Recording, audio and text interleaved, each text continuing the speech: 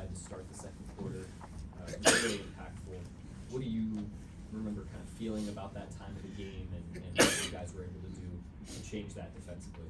Yeah, we just picked up the intensity. It started on defense, and doing so was able to get our offense going a little bit. But we just had to string together stops, keep stacking possessions, and that's what we did starting in the second. It led to the bigger victory.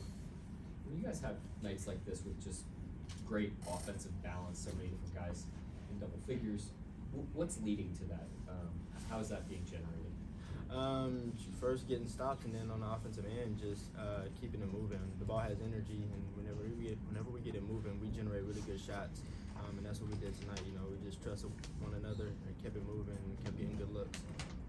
Isaiah, a few weeks ago, teams really started to sag off Josh. They played him with their center a lot. We haven't seen that every game, but they did it again tonight. Looked a lot more confident. Guys were finding him from three. What's it do for you guys when he's playing that way, and how have you seen him kind of come through that stuff? Yeah, well, first off, Josh is he's a professional. He took it upon himself to really put in work to be able to knock down the shots whenever they start to do that, and I think he's done a really good job thus far.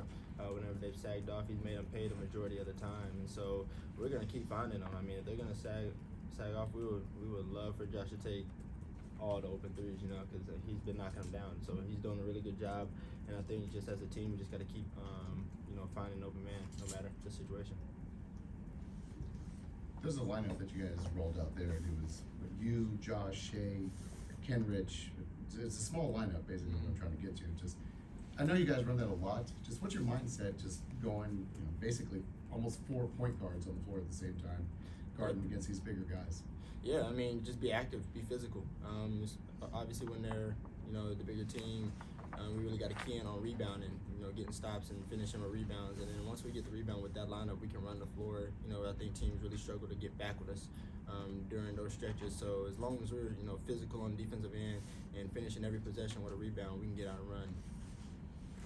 Isaiah, I'm curious because in those lineups when you're with Jay Will, it felt like Brooklyn kind of blowing up some of those actions. When you guys are getting ran off the line, whatever, you kind of have to kick out constantly. It feels like you and Jay Will always know where the other is.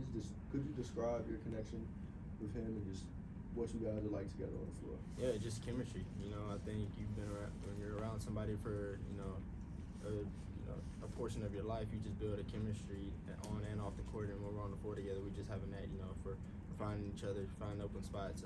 He's seen my game since we were younger. I've seen his game since we were younger, and we just build off that. And I think going out there each game with him, we just complement each other very well.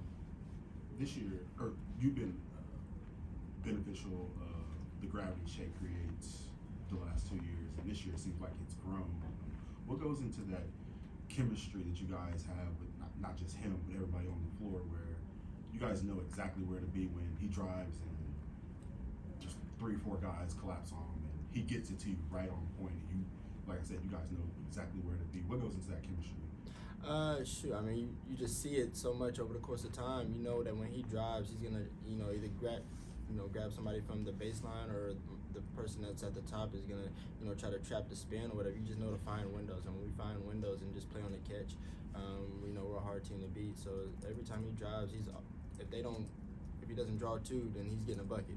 It's Shea. So when he draws 2, it's just about us finding cuts and finding windows. So whenever he does get ready to pass it, he has an outlet. And then from there, we just play on the catch. And Mark talks about how he doesn't want you guys playing one singular way, but no matter the way you guys play, the ball continues to move. What's been the key for you guys continuing to have the ball move? I mean, just don't let it stick. Just don't get stagnant out there. When we're not stagnant, like I said, we're a tough team to beat because we can play fast, we can score at multiple levels, get to the rim. We have great mid-range play, and we got people that can stretch the floor. So when we're just playing fast and putting teams in rotation, it just creates open looks for us all game. Can you speak on the crowd tonight? Obviously, New Year's Eve crowd is it's a big tradition here at Oklahoma City where they play on New Year's Eve, and they sounded pretty loud tonight. Could you hear it? And then, I mean, how are you bringing in 2024? Yeah, man, our crowd has been amazing all season. I want to tip my hat to them because they bring a energy that is needed day in and day out. So, we're really blessed to have the OKC crowd out there, cheering us on every game, just uplifting us no matter the circumstances. And just hopefully we can keep that going in next year. Happy New Year to everybody. Thanks, Isaiah.